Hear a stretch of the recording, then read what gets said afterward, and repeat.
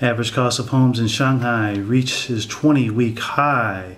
As I've reported several times before over the past several years, despite the government's measures to lower property prices in the major urban areas around China, the opposite has in effect happened. Housing prices continue to go up.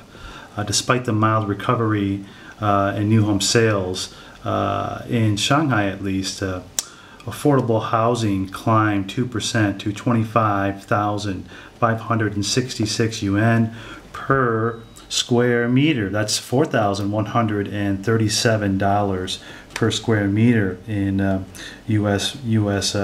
related money there. So that's just for the average house. Now there are a lot of houses in Shanghai that are about 40,000 yuan per square meter.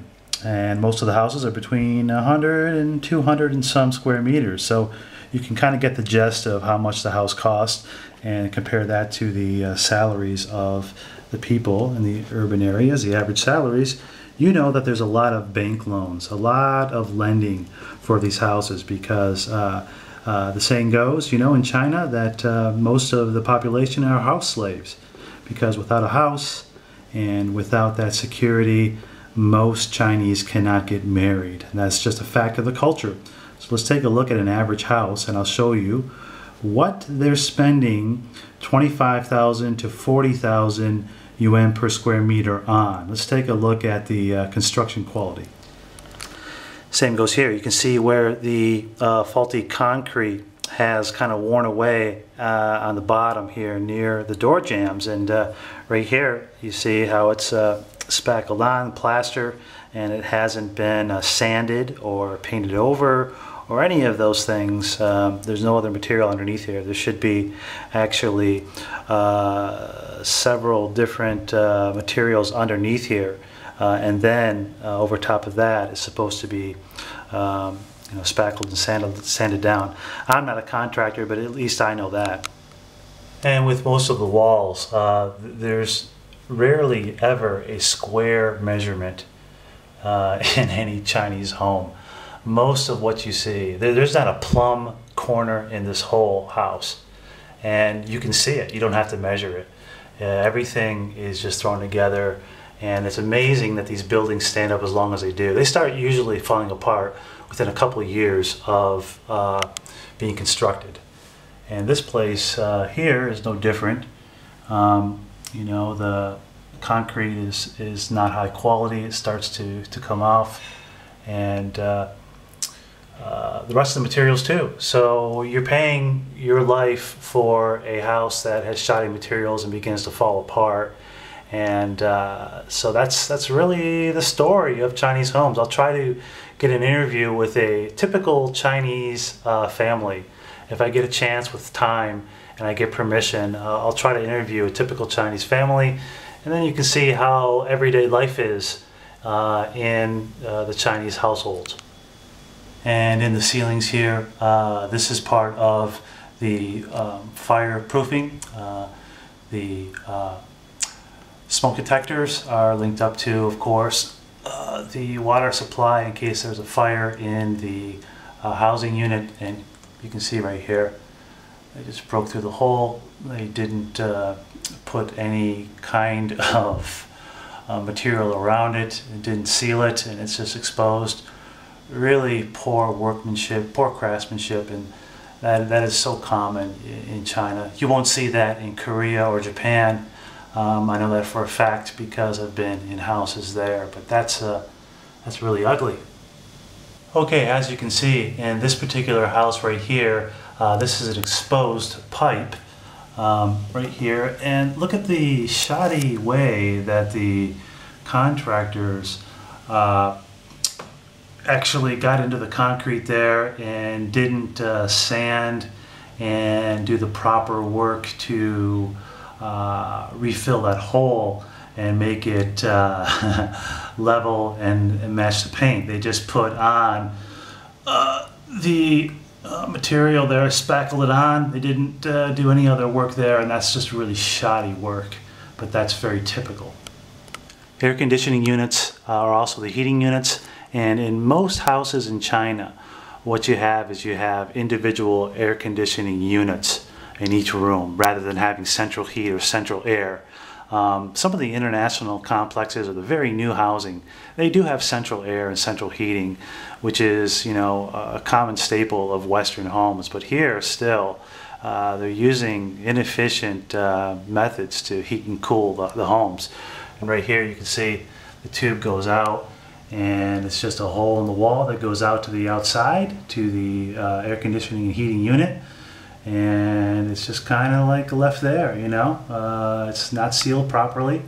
It wasn't, you know, there wasn't any care in doing this. You know, you've got to have some pride in your work, and you've got to have a quality standard, and this is just not it.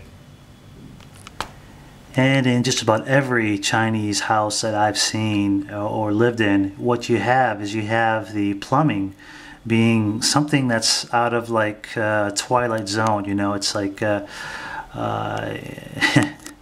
very comical for me. There really isn't any plumbing. This is just a plastic pipe that goes down and goes out.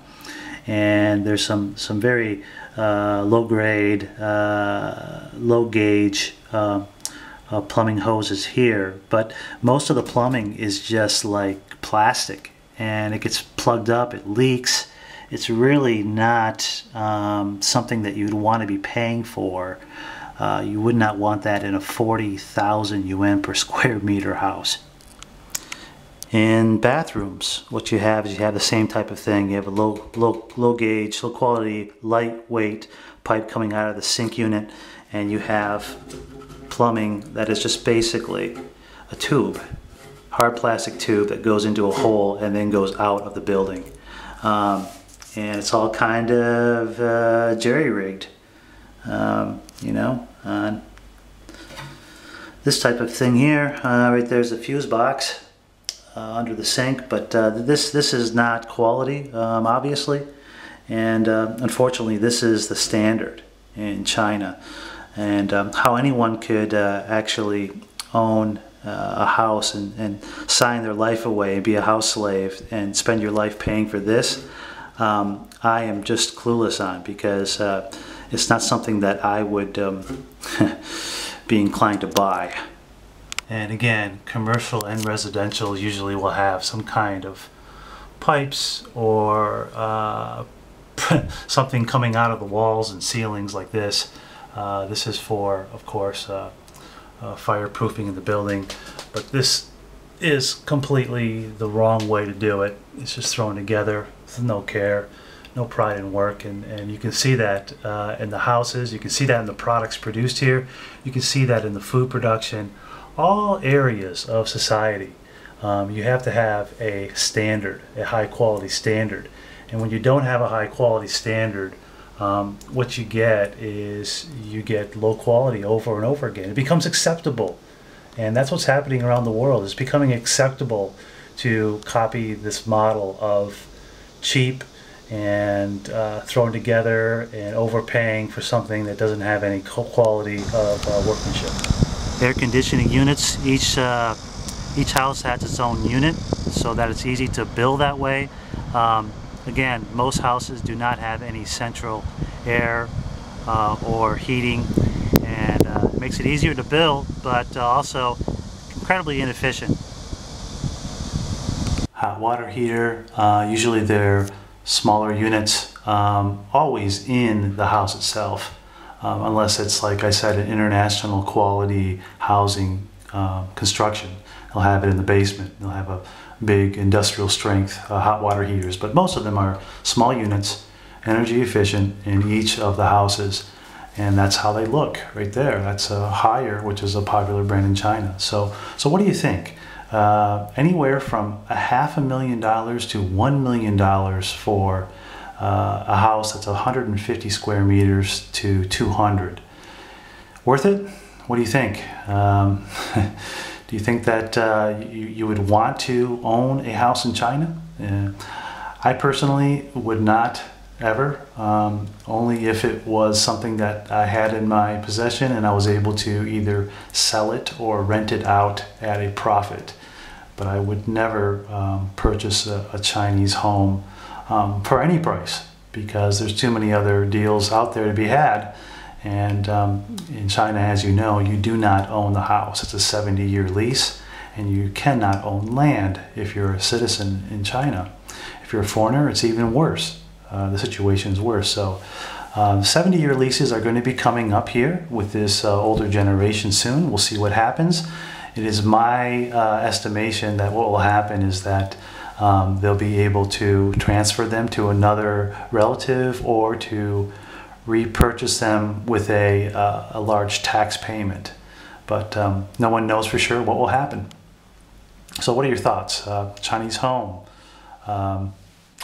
Up, thumbs down, indifferent?